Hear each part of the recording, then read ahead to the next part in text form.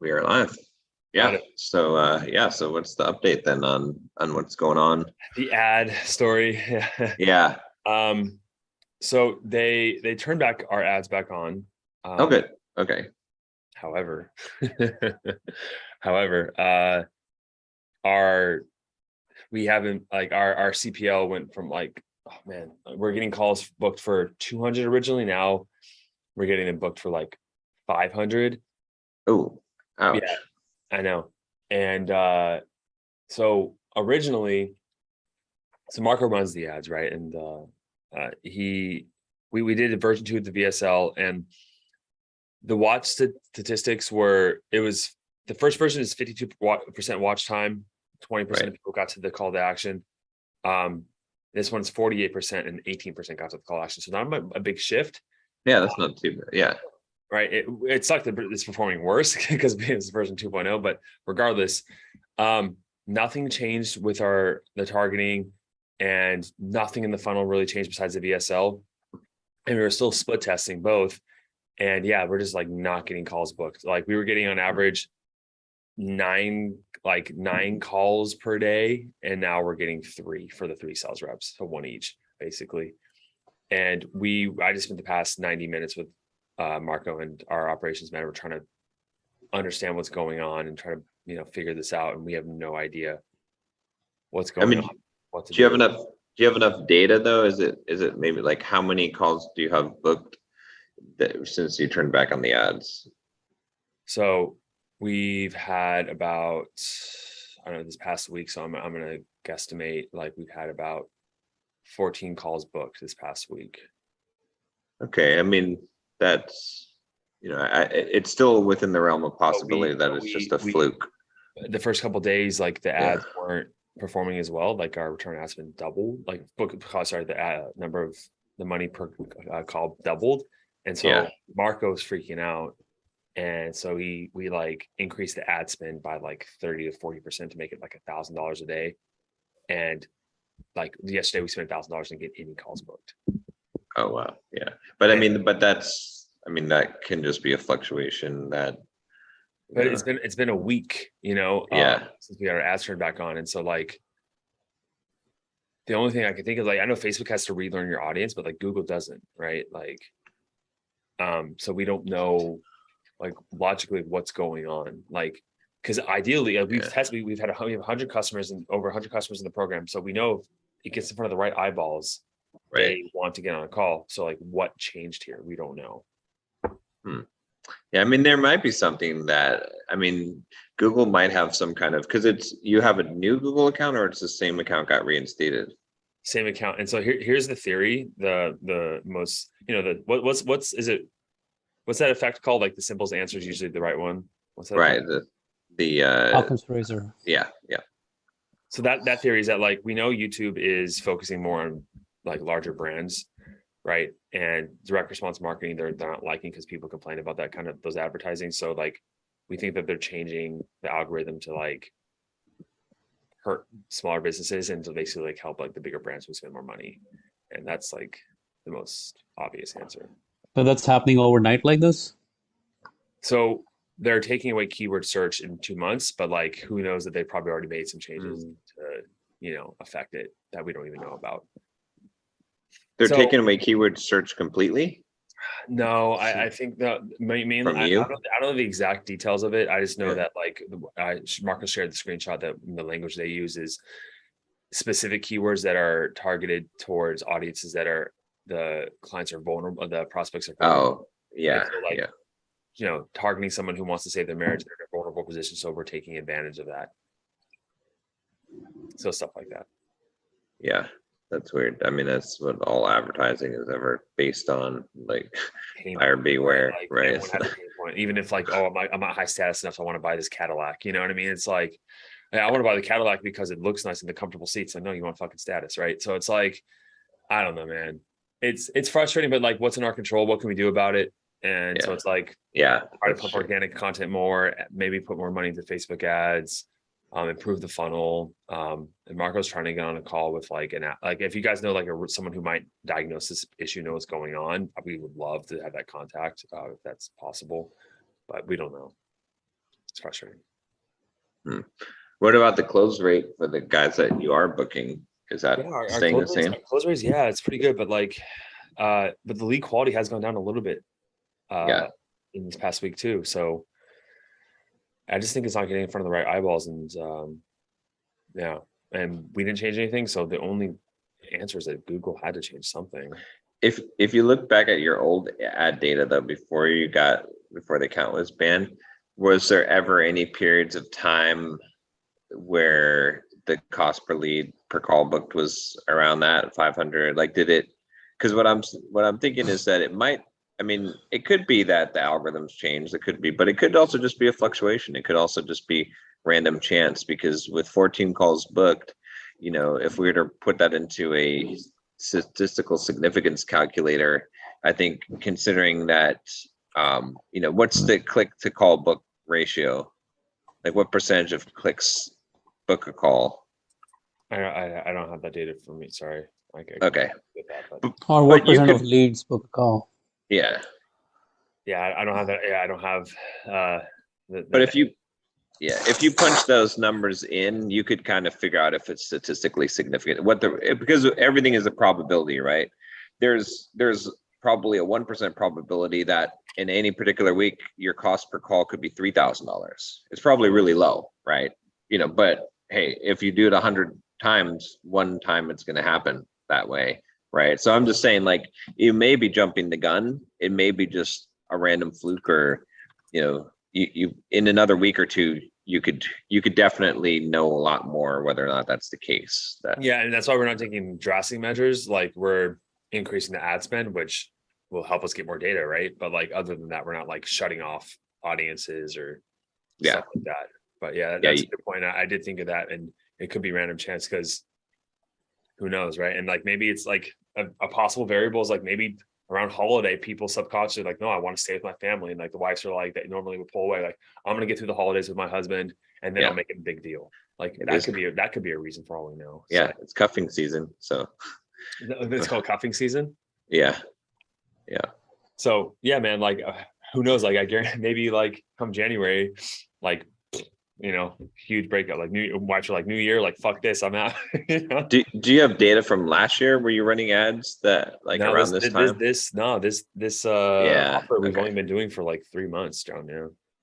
It could be. It could also be too that around the holidays, the ad spend for all ad spend becomes higher, because retailers, everyone's doing. I mean, we're getting close to Black Friday here, right? So it's like, what you'll see is it might be that your good leads are they're going to the bidders that are the bigger companies and the higher bidders. I'm writing this all down as possibilities. Thank you. Yeah. I mean, you run this offer for 3 months, right? Yeah, around there. And how much have you been spending overall per week or per month? Per week or per month? So on average per month, we were spending, I want to say 18 to 25,000. Okay. And right now you're spending We ramped it up to like 1,000 a day, 1,000 a day, so up to 30. 30K. Yeah, man. I mean, it's just too small a data set for us for you to suddenly feel like this shit is off. And that happens when you try to scale, when you bump up the ad spend. Sometimes the algorithm can go a little haywire before it kind of refines itself, right? We bump up the ad spend thinking it'll keep getting us $10 leads, but it ends up like getting $20 leads at that point. Yeah. So everything just goes, like, it just screws with the algorithm, because instead of asking it to find in a small pool, suddenly you're giving it a big pool, and now it's not the same effectiveness anymore. So a lot of different variables are coming to play here, but I think variability of just the data is the biggest thing here. Yeah, it's hard to believe that information and time to like make an accurate assessment. Yeah, but are you guys positive on the ad spend ROAS? Yeah. I mean, we were doing like, I think it's like in September we did like 14 times ROAS. Like it was high. Like, And what is it now? I mean, yesterday we To be 7. we spent, yeah, like 7, maybe 6. Like yesterday we spent $1,000 to get any calls booked. So, but yeah, you're Yeah, right. but you can't look at one day. But if you look at Yeah. last 7 days, what's the ROAS or not? Or last I'd have 14 to go days? through. I'd have to go through and like take all the sales we had. I have to tally it up myself. Yeah, man, 14 ROAS is not like. I mean, I think it's that is a great number, I think but it was down to like 4, maybe 4.5, so a lot lower. But even 4 shouldn't be something that like 14 is definitely a number that will spoil you, and you can't like believe that you're going to continue to get 14 all the time, right? Especially as you try to scale any kind of I mean, venture. if you're constantly improving the funnel and you're making things better and you're making better ads, you would think that you can get better and better and better. Yeah, but you're fishing in a pond, you know what I mean? At first the pond had a ton of fish in there, and then, as you keep on fishing, the pond has less fish in there, you know what I mean? It's like over I don't time. know, John. This is the thing about this market. That like, I'm just gonna challenge you guys. You guys could be right, but like when it comes to this market, like It's there's replenishing all the time. 2,000. So it's like there's pros and cons with it. Like someone who has a problem with like dating, for example, they might have that problem for years, right? So they're in that market. But like with this, yeah, with marriage, it's like 2,000 divorces happen per day in the United States, and so there's always a constant new flood. But like, yet at the same time, like the time window of people like that we are in that time period of like where they're hot to buy, and that pain period is also 2 months and they're out. So like things That's like true. having that email list, it's like once over half your email list will be like not buyers in the next 2-3 months, right? So there's pros and cons to it, but yeah, the market constantly gets new people coming in every day. I mean, if you're getting 14 ROAS, then you're now. You know what you need to sell to your email list? You need 2 more high ticket programs. Okay. One of them is rebuilding your marriage. And the second one is rebuilding your single life post divorce. You know what I'm saying? Because then you could actually use your email list, right? Mm-hmm. Because the outcome is going to go one of 2 ways. And then, and then both of those things are high demand things that people will need to be able to do. That would. I mean, we have our dating program already. It's up there. We have it. It's proven. So it's not geared towards the older audience. I think there's some things we could change in there. But yeah, you're absolutely right. Like, but if you geared it towards divorced guys, right? If you had a high ticket program that was for divorced guys about getting back on your feet, and that would be a good, because then you could maximize that, because you're paying so much money for these leads, right? It's like. And these leads are only right, because the leads are only good for 2 months, right? But if you had both of those programs, then you could have, something else. That's definitely a longer term play. I think to increase the lifetime customer value faster is like we want to create like a higher end, like just like a self development. Like the best clients are coming in, doctors, lawyers, stuff. They like what we're doing, and then we help them like the mastermind type of offer that's like recurring on revenue. Yeah, man, like. If you were at 14 ROAS and you're down to 7 ROAS, I would still continue to spend more money. That's all I can think of. Yeah, I make know. more. The biggest concern pull here more is money into it. Like we spent like $1,000 like yesterday. It's not enough. You spend more. I mean, yeah, but you're only talking about one day. We're increasing it to like 1,400. We're adding a lot more to Facebook. Exactly.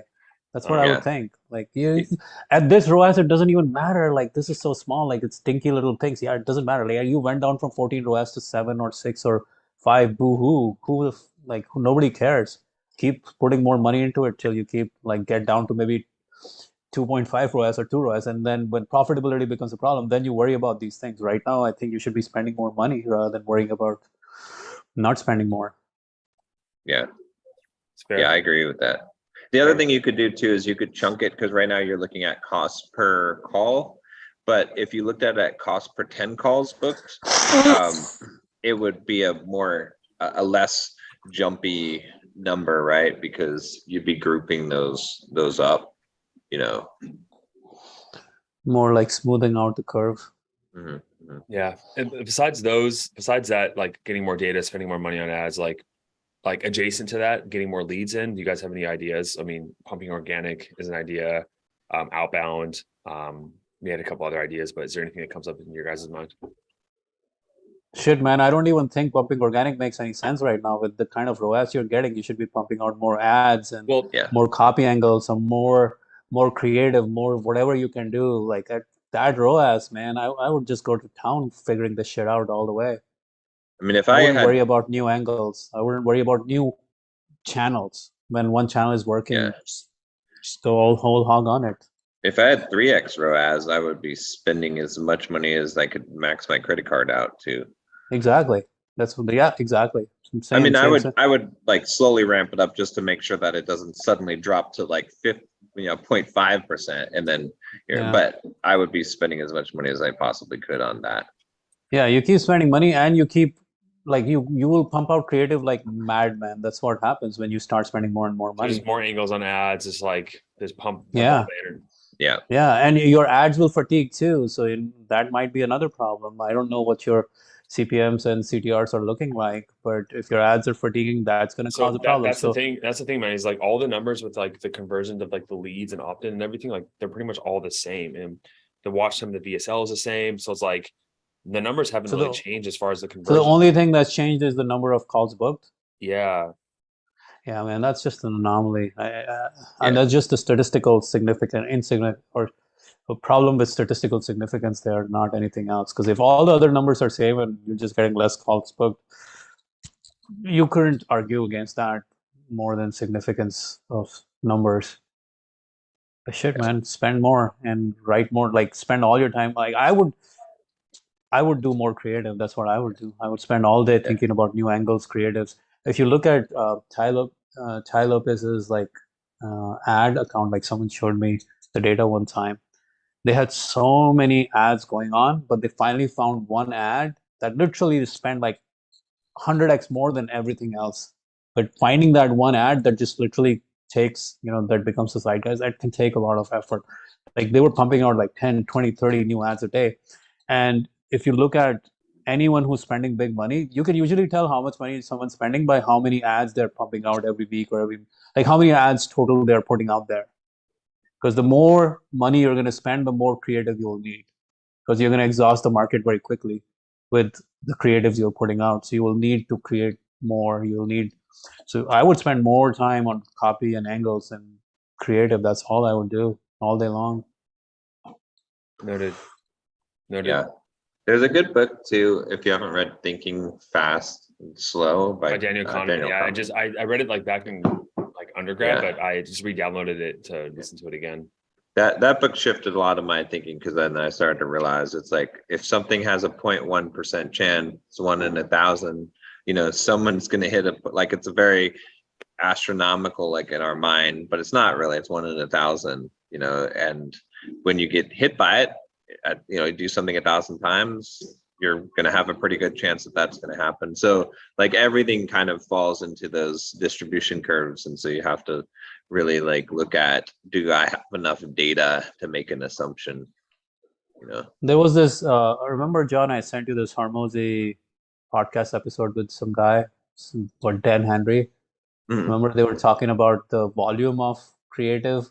Like Hormozy was Oh talking yeah, about how he hired someone and the guy wrote like 5 ads, and Hormozy's like, "What the fuck have you been doing all day?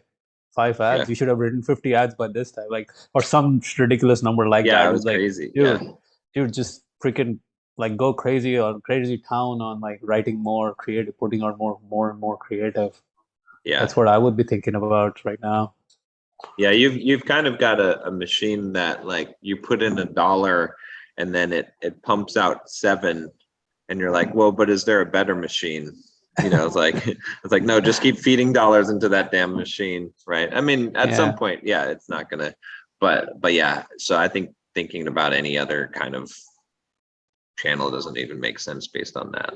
Yeah, I didn't realize your ROAS was that high. Otherwise, I would have said the same thing last week too. Yeah, I But know for sure. I can give you the exact numbers, but I know it was for the month of September, it was over. Dude, I want to know your numbers. What is it? Like, what magic is this? Like 14x ROAS? That's crazy. When I'm not getting Yeah, anywhere close to that ROAS. I can give you guys the exact numbers. I don't know where do you want me to send it to? Maybe I can bring it next week or. Or you can, if you know them, I would just love to hear them. Or if you have a spreadsheet or something, yeah, I would love to see. Like, what's your lead cost? Do you know? Yeah, the cost per lead was last month it was like 200 and something. Now it doubled to No, not 200. sorry, More like, my bad, call per book. Yeah. Cost per yeah. lead. Yeah. So I feel you guys make me feel Okay. embarrassed. I gotta No. Marco is the numbers as the ads guy, so like I can get all those numbers for you, but Is Marco also the creative guy? no, I do the creative. Yeah. Okay. Yeah, I would love to see the numbers, man. You're crushing it with this. I would shit whatever you're doing there, whether it's the lead cost that's gone down or whether it's Yeah. call booking rates like $200 per call book is still ridiculous.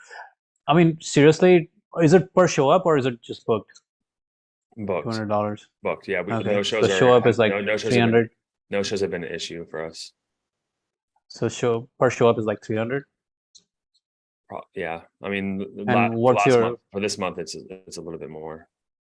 okay? I mean, even if your show up rate is like 20%, 30% lower than call bookings, you're still not above 300. And then what's your call close rate? The call close rate's around 35%. Holy shit, man! Like you're acquiring customers for less than $1,000, and your program is what 5K right now? 5,800. Yeah, 6,000. You have so much margin to I keep know. going on this shit. Like you cannot, like, dude, you can't slow down right now. You can't put on any, like, you should not be allowed to do anything other than obsess about creative all day long. Like $1,000 per acquisition for a $1,500 product, I would spend all the way to 2,000, 3,000 till I can keep like, because the other thing about this whole thing in this game is like an offer has a life. So when it hits hard, you want to just go, like, you just want to hold on tight and just keep going and like go whole hog rather than uh, be wishy-washy about it. Because when it hits, you go all in. Yeah. And that's where you are right now. It's hitting. So don't take your foot off the accelerator. I can't speak to Marco's mind, but I think what happens here is like the idea of like, it's like you're playing the stock market and then you see that it starts to tank and then you get afraid you're pulling your money out. I think that's what he's kind of like doing right now, is that like it was hitting really well and now he's like seeing it's not working, so now he's freaking out. You're spending $1,000 a day, man. You're spending $7,000 a week. You get one client that's almost breaking even. You get two clients, you're for sure breaking even at that point. You're speaking to the wrong guy about this. Like I agree with you, like completely. He's the one that's like, he's a very, very risk averse person, which I think is why we're successful too. Is like he doesn't want to spend, he hates spending money where it doesn't make sense. So it's like, but that's the same thing that will slow you down because he will hate spending money. I can see that. When it's time to go all in. Like, yeah, offer has a life. When it's hitting, you gotta go in, man. I feel that. That's good advice. I'll John, where do I find this recording? I want Marco to watch the first 20 minutes of this. Oh, well, it'll be on YouTube. Yeah, on the let me send you the link to the, well, here, I'll just send you a link to the recording because I have it right here. So it's in the chat. Because you don't want to be here 3 months later and say, oh man, yeah, that thing is not converting anymore. And I think we're going to go now find a different angle or a different whatever. Converting right now, it's just, there is no stopping. You guys need to know your baseline numbers. Like what's the bare minimum you can, like, what's the worst case ROAS that you're happy with, and just keep going. For sure. Thank you guys. I will I'll have the numbers next week for you guys because I want to know those. Yeah, that's good, Cool. man. I love it. Those are good numbers. Beautiful numbers. Who wants to go next? I'll let John go. All right. Yeah. So let's see. Well, one of the big things it's kind of crazy this week is we had a TikTok go viral, like crazy viral. It's got 5.7 million views on it now. Hey, what was it? Unfortunately, it's how to kiss a girl. So me and Nicole did a TikTok on there. So it's not exactly the leads that, I mean, it's a lot of 12-year-old boys, but but still, getting, there's still, it's a pretty wide net. So, you're going to get some traction from it, but also help grow some of the accounts. So that's always good. But and then we're running Facebook ads. We're looking at right now. We don't have any sales. We're having trouble with people showing up to calls, so we're trying to adjust that. But it's looking like the cost per call booked is under $100 right now for us. Okay. But there's nothing closed yet, so that's the problem. So we don't know what the actual Well, ROAS how is. many people have showed up to the call?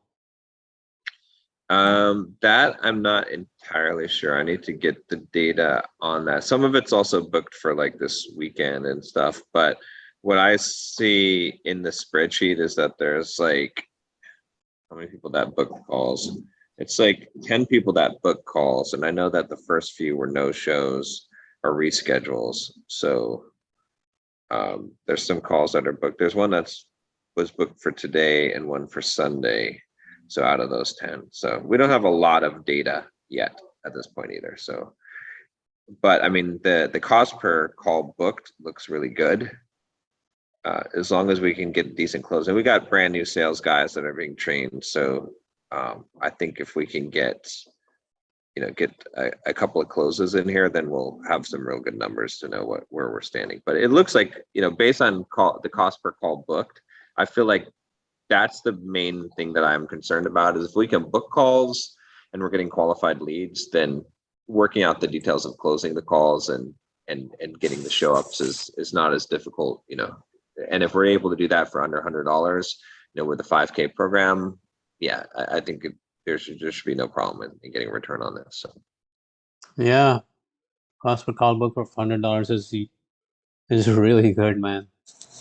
yeah, now I need to be at least 2x ROAS on it because I have 36% overhead, right? You won't even get close to that number with that cost. You'll be way, way higher. I hope so. I don't want to. Yeah. $100 calls per call book. Even if you have 50% show up rate, which is terrible, even if you're at that's $200 per show up. And if you guys close at 25%, that's $800 per acquisition. Yeah. If you close at 20%, that's like $1,000 per acquisition, which is a 5x. That's still 5x ROAS, and you should raise prices anyways. Yeah. So we'll see. We're just getting kind of this hammered out. And then what's actually interesting is Nick's using my Instagram Reels for ads, which is working really well because those are already, it's basically, any of the financial Reels that I'm doing. So I just need to change the call to action. I'll call to action instead of DM me to, click the link down below. So you're asking for DMs in these ads? I mean, he was using the Reels. I think he cut off the call to action part of it, but I need to voice over, like dub a call to action specific to it, so click the link. But yeah, you need to record a proper ad in that case.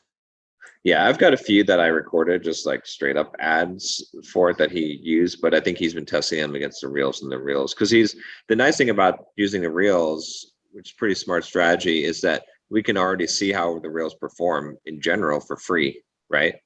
And then you can just take the best of the Reels, which might be something that you try, Josh, as well, is take your best Reels that are on the topic. You already know that those are doing well. So yeah, that's interesting. Yeah. But the call to action, I mean,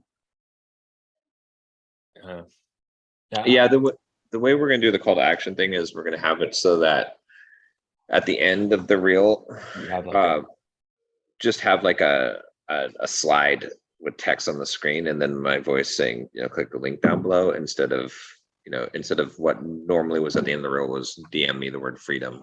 So. Are you guys sending them to an opt-in page or video? They're going to a VSL that directly, no opt-in page. Huh? Yeah, the VSL to book the call on there. So no opt-in page. Yeah, no opt-in page. So what are you optimizing this campaign for? For book calls. Calls. Yeah. So I talked to Nick about and it. how much you guys spending I think, let me see how much. I think it's only, I want to say it's $100 a day, $200 a day. So you only will get one result in a day, maybe sometimes two. Yeah, yeah. Because we need That'll to take a like get, long time to learn for the well, algorithm. I just want to see a few closes first so that we can make sure that the whole funnel is working and the sales guys, before we start ramping it up, but then we can start really testing. Why is he putting an opt-in in front of the video? He really wants to optimize for the, Book call. yeah, the book call. So, but yeah, That's I mean, interesting. I think, what I kind of want to keep the variables simple right now, but eventually I think I'll have him test out, hey, what if we put an opt-in instead of before the VSL, and then we Yeah, email the people there is a new because, trend going around right now, actually, of what we call like the inverted funnel, yeah, where people are like, we don't even want the opt-in, we'll just give you the video as it is, and we only care about people who watch the video. But yeah, I haven't seen anyone report some amazing results from it. you're saying that they only It's the opt in inverted people that, funnel, right? They're yeah. like, okay, we're not even asking for opt-in, we're just gonna let you watch the video. But Oh yeah, optimizing that damn thing is harder because you don't have any data for, like, optimizing for a book call is the only option you have. You can't even optimize for a lead, which is, you get a lot more results, so you can get a lot more learning going. Here, $200 you're spending, you're getting one result. So in 7 days, you get 7 results. So yeah, the algorithm can't really, yeah. yeah. It's hard to say because I think the difference between those two, like if you take the opt-in first, right?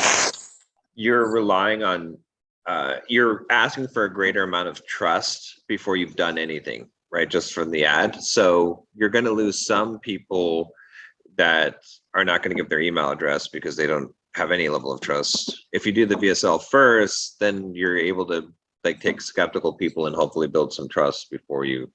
So I think that it kind of just depends on what your offer is. And I think in this place with financial freedom, it does tend to lean towards skepticism. So, but it could be tested to see which performs better. Yeah, it's interesting to see what's going to happen here. Yeah, but at least I've got it going now, and so hopefully it can get a few closes, and then I'll be knowing that I've actually made money from ads for the first time ever.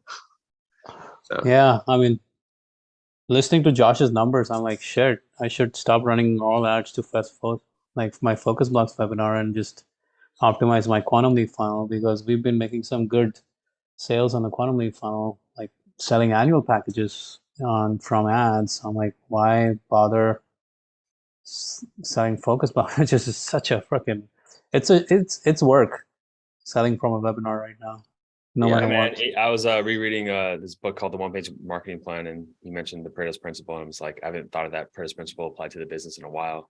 Like, what is your 80-20 for like the energy you're putting into stuff, Manny, versus the output and the Yeah, the result. yeah, yeah.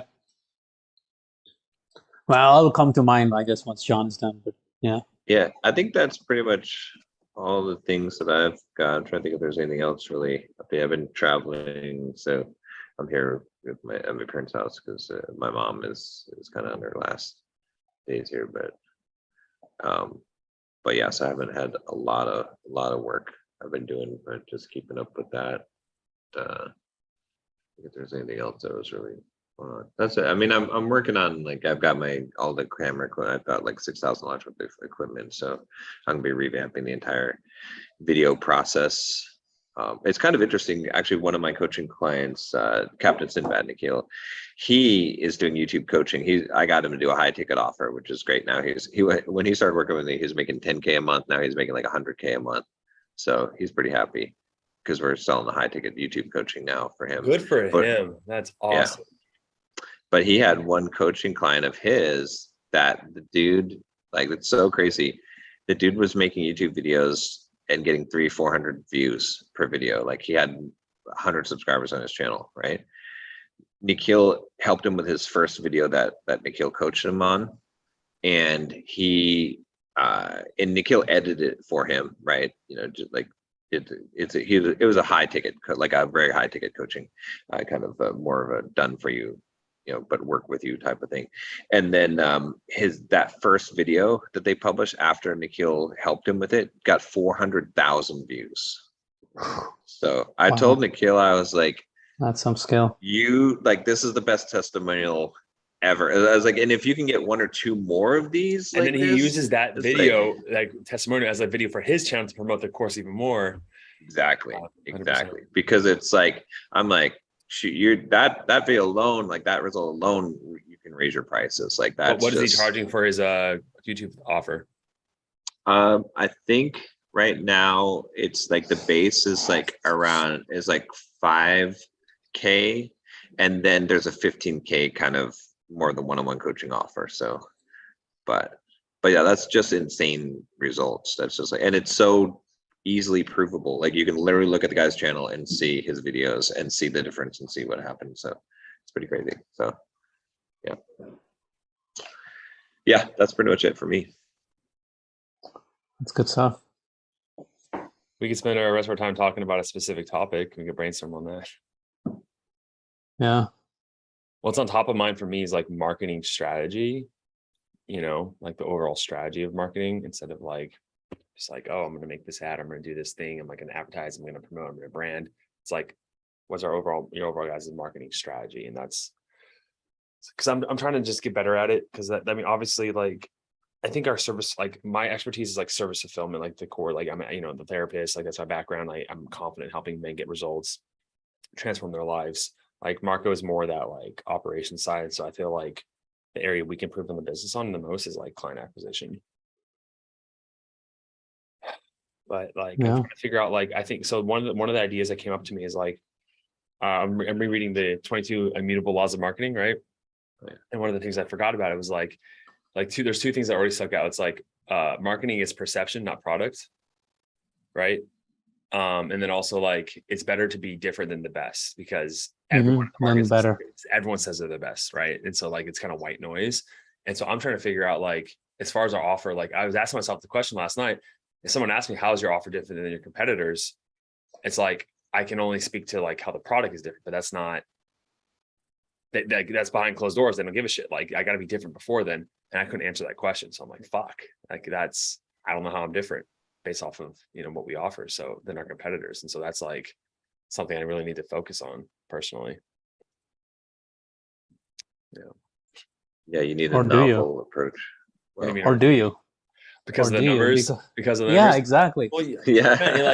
At this point, like I'm dude, like so when I listen to this, if you took away my face and if you took away the logo, like our offer and our language is pretty much the same. Like I'm the reason, like I get on the call with these guys, I'm the reason they buy. They're like, I hear all these other competitors, you're saying the exact same thing as them, Josh, but I like you. That's the reason I bought. And that's great. But like, I'm trying to build the sell. So like, if I take myself out of the equation, no more sells, right? And so I'm trying to figure out how can I create an offer that's like unique, different. And well, first you would make a shit ton of money in the current business, and then worry about the next level of scale. Because otherwise, you're putting a different, like you're putting things out of sequence, and that's, I mean, not really what you want to do in this business. So I see where your mind's at, and I get it. The points understood. I wrote notes. I'm going to take action on that. I'm just thinking. We have 20 minutes left. I'm trying to think of other things to talk about, to be honest. Well, it's fair. Yeah, I mean, where you could put your efforts, because if Marco's handling all the marketing, is the ad creatives, right? Creating more of those, and then fulfillment downstream. If you're getting those ads, you're getting that ROAS. What about referral program? What about, not necessarily a program, but like just like a referral system, like getting referrals from your existing clients?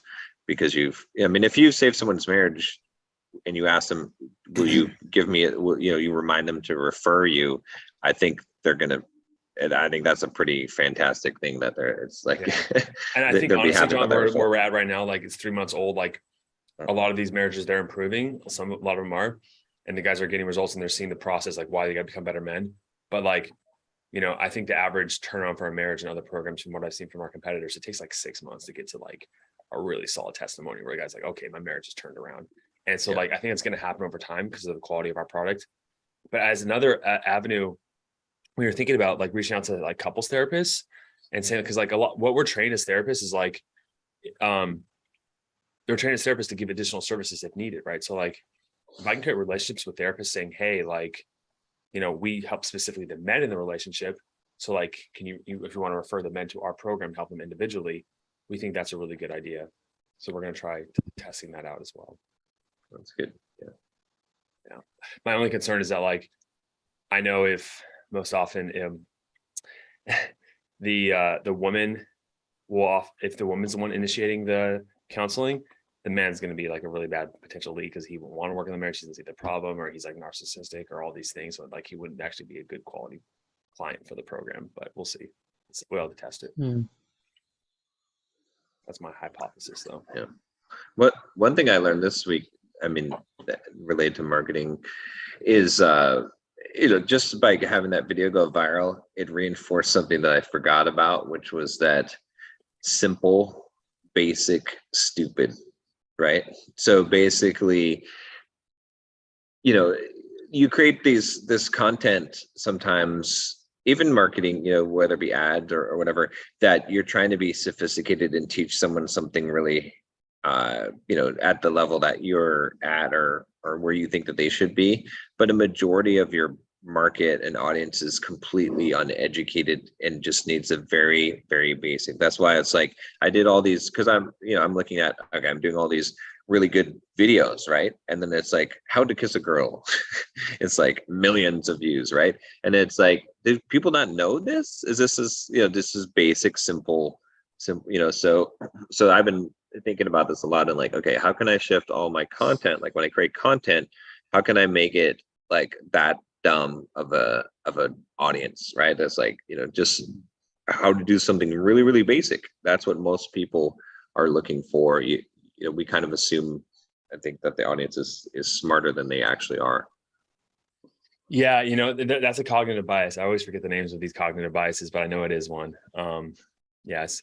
And it's like, I mean, imagine, like the stuff you learned about dating, John, and it's just like, yeah, it's like maybe, when you first started learning stuff, that was an epiphany to you, right? Like, oh, I don't just like throw my tongue in her mouth. Like, you know what I mean? Like, yeah, a lot of people don't know that stuff. Or even just like, yeah, because I thought about it, like fitness stuff. It's like a lot of people have never even gone to a gym. And so a lot of people are actually afraid to go to a gym because they're afraid they don't know what to do and people will be looking at them. And it's like, to me, that's like such a ridiculous like, I remember the first time I went to the gym a place, and I was like, I had the feeling that like these people are part of the in crowd, and I'm some like I'm a new face, and they're like, what are you doing here? You know what I mean? Like that's the feeling I had. Yeah. Even stuff like real estate, I've been revisiting. It's like, I say appreciation, right? Okay. Probably a majority of Americans don't even know what that word even means at all, right? It's like, so I'm just taking it for granted. So I'm like, blah, blah, blah, blah, blah. People are like, I don't know what this guy's talking about, right? But if I'm like, if the price of your property goes up, right? Even if you say percentages, a lot of times people don't even really understand what a percent. If I say 4%, what does that really mean?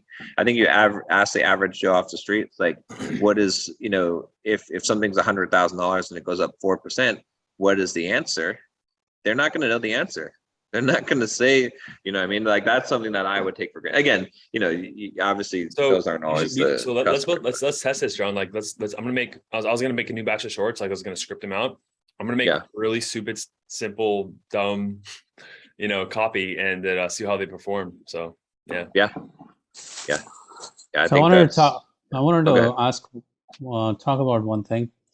So I have a 2,000 books page from which I've been running Flux ads, but I think our Quantum Leap ads, I think the time has run out for that, just because such a 2,000 books, man. Like it's the name itself people will be wondering what the hell this is about. So now I'm at crossroads. Like, do I rename my 2,000 books page, which is like 5, 6,000, 7,000 likes, and call it my name? Or do I create a new page under my name? Or do I create a new page under Focus Blocks or Quantum Leap name and then kind of go about running ads from that? Because I'm thinking like there's definitely a challenge when there's a user, like when I'm looking at ads, I always look at like who is it coming from, and then there's a, if it's from a business, I don't remember the names most of the times, but if it's a person, I will remember the name of the person, and it's easier for me to kind of associate. So now I'm like, okay, which way do I go for my like ad campaigns going forward? I want to not use 2000 books for Focus Blocks and Quantum Leap anymore. You guys got any ideas for that? My opinion is I always tell the guys I work with that make the company name or make the name so that when someone goes to the website, types it in, or they see the name of the company, that they know exactly what it does or what it does for them. Like if the company name is the benefit, then that's the best thing, because then they know exactly, right? It's like, in your case, Focus Blocks is not even good enough, right? Because that doesn't really tell me what you do. But if it's like, I don't know, you'd have to think of like, what could you, that's a short thing of the benefit that they get, the best benefit that they get that they're looking for. That would be what I would go with. Yeah, but then you have to create a whole page and then garner likes for it and assume that it'll, so that's the thing I'm worried about. Like if I'm gonna go create a page, I might as well create something that has launched. Like yeah. Can you change the name of your page? I can. Yeah. YouTube, Facebook is gonna ask, like Facebook's not gonna just let me change the name. I'll have to submit it and they'll review it and then they'll allow it. Yeah. So, which makes sense because you can't just change the name of your page to Apple and put Apple's logo and start running ads from it, right? Yeah. So they're gonna review it, and currently it's book summaries, but maybe I could change it. I can change it, no problem. But then we lose anything related to 2000 books going forward, and it will be whatever it is now, right? Yeah. Which probably doesn't matter because I don't really do anything with 2000 books, to be honest. Like I don't run any part of that business anymore. And so you don't it's run okay ads from it. So I run ads from it for Focus Blocks and for Quantum Leap, but not for 2000 books. Yeah. So it doesn't matter. I mean, your website, you can still have the 2000 books website and the YouTube channel, and that's fine. But if you change the Facebook page, it's not going to matter. Yeah. So the question is, should I change the name to my name, which would be the second option there, like just using my name, or just going with a more like what you said, or just going with Focus Blocks or Quantum Leap or one of those? Are you going to want to sell the business long term? No, nothing like that. I haven't really, like I have no intentions for that right now. That's all I can say.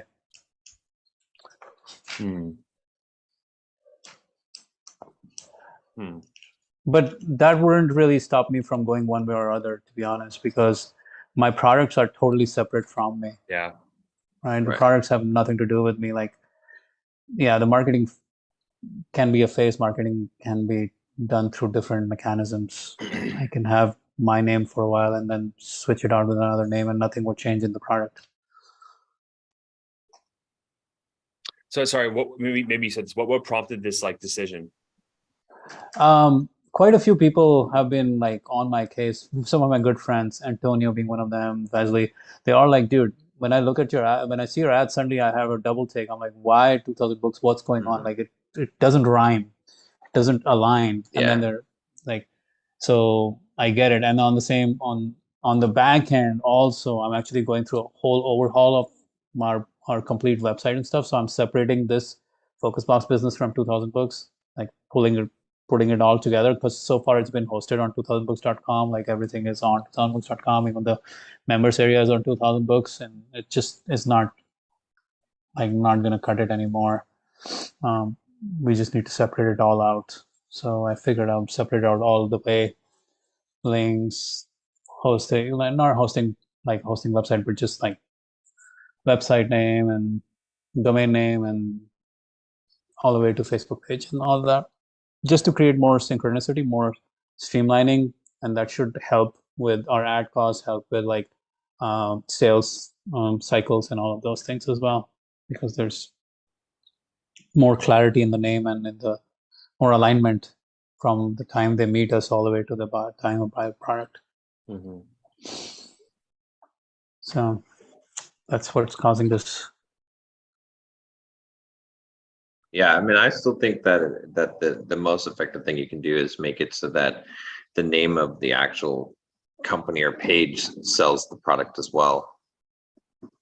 Because you could use your name, but your name's not gonna, if you don't have branding, there's no brand value, right? If you wrote a best-selling book and use your name, sure, that makes sense. But if no one knows who you are and they use your name, yeah, But the they'll be like, same with okay, well, like this is a person. same But with anything we do with 2000 books, for people who like the first time we come across them, they don't know who the fuck I am or who we are, right, right?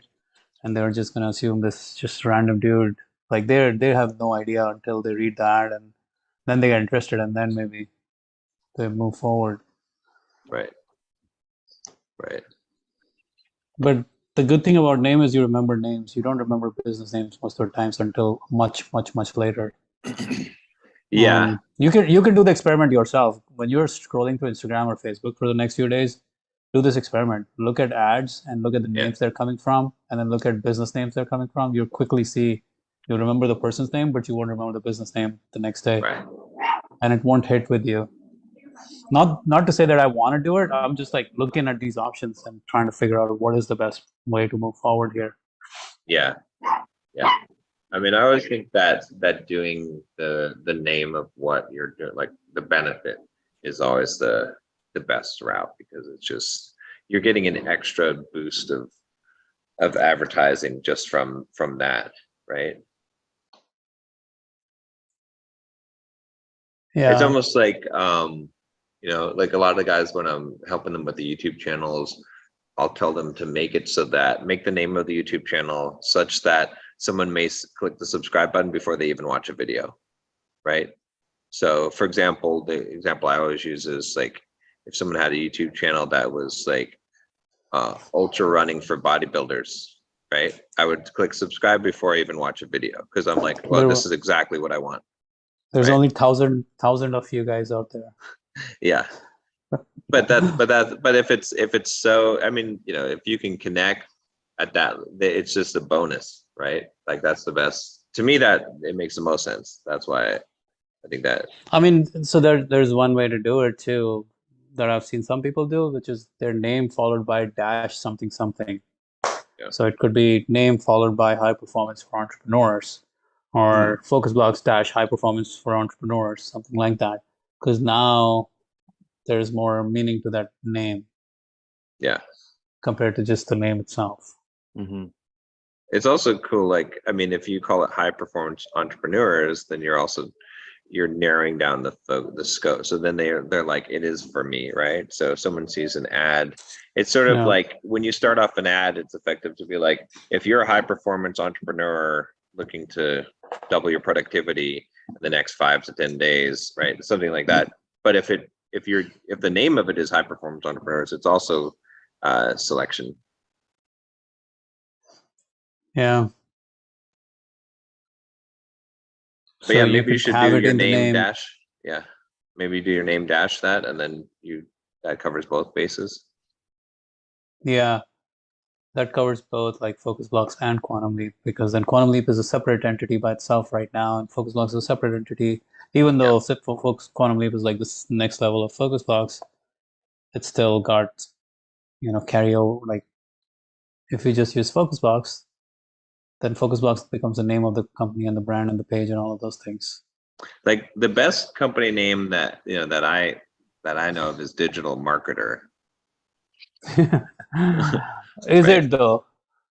I feel like it is. I mean, it's like I know exactly what it. I mean, I remember, like, if ever I'm going to recommend someone to get some digital marketing training, I just think digital marketer, right? It's like, Hmm. Yeah. And then I would even rename my YouTube channel and podcast to my name at that point, yeah, because then like that's instantly like I have the same credibility as 2000 books had if people go to those channels and everything else happens. Yeah.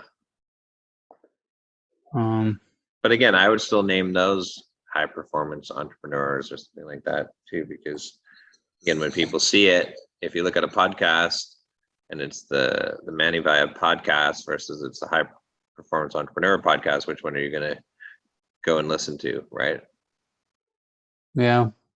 Well, it should have high performance for entrepreneurs in that name. Right. Otherwise, it wouldn't make any sense. Right. Otherwise, I'll just get carryover people Yeah. from people who already know me.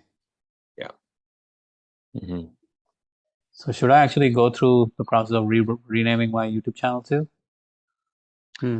I wouldn't do that because your YouTube channel is about book summaries. Yeah, but I'm not about to start a new YouTube channel for anything beyond that. I will, if anything, I'll just leverage off of that. Yeah. Yeah, I would just leave that as a separate entity, and you can just be a feeder to your other business. But there's no Yeah. need to kill the branding on that part of it, that people are coming in for that specific purpose of book summaries. Yeah. Well then, yeah, it creates a dilemma for me because I don't want to maintain multiple organic channels. So that kind of, Well, why do you need another channel for high performance entrepreneurs? Just don't have a YouTube channel for it. yeah, that's what I'm saying. Like then I don't have nothing going in terms of organic content for YouTube and even for Instagram and podcasts and all of those areas where I could potentially create content, but I just don't right now because I don't really have anything where I put out this kind of content. Yeah, I mean, if you wanted to, then just create a new channel and just start putting out the content on that channel. Oh man. Yeah, don't shift. Let me tell you about YouTube. Do not shift audiences, right? It's the same Learn audience from- though.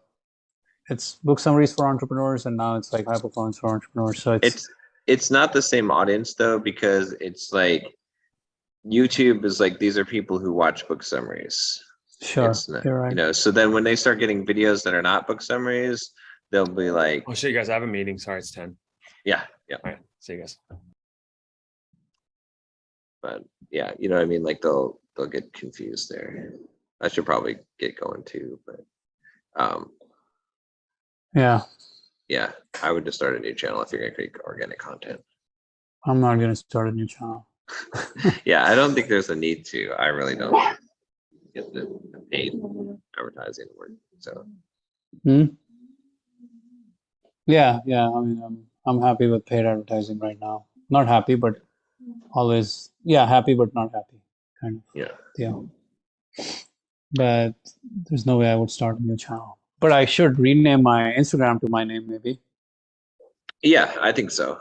Instagram, I only have 2,000 people there, so that doesn't really change anything. There's nothing of Yeah. value there. Yeah, it's not gonna make much of a difference. So But the podcast is like we get 100,000 downloads a month. that would make sense. Yeah. The only problem is, will the content align with the new business direction? Like because it's the podcast still book summaries? 2,000 books podcast. We get 100,000 downloads a month on that. Then maybe you'd rename the podcast to book summaries for high performance entrepreneurs. Man, you can see like too much fragmentation here, as you can see, and I'm like so. I feel like I will just drown in trying to have so many different things going on at the same time. I'd much rather have one simplified thing going on. Well, I would leave the entire 2,000 books as its own just feeder into this other business. And so leave the podcast, the only thing I would change is the Facebook page, because that you're running ads from, you know what I mean? Well, I can create a new Facebook page in a jiffy and get like 500 likes in 2 days. That's not a problem. I guess you could do that then. That would make sense. So then I would name it under my name, right? Well, high performance entrepreneurs. Manny via high performance for entrepreneurs. Yeah, exactly. Not focus blocks, high performance for entrepreneurs, not quantum leap, high performance for entrepreneurs. No. So you could run either ads from there. Yes, I And can run yeah, focus blocks and quantum leap from there for sure.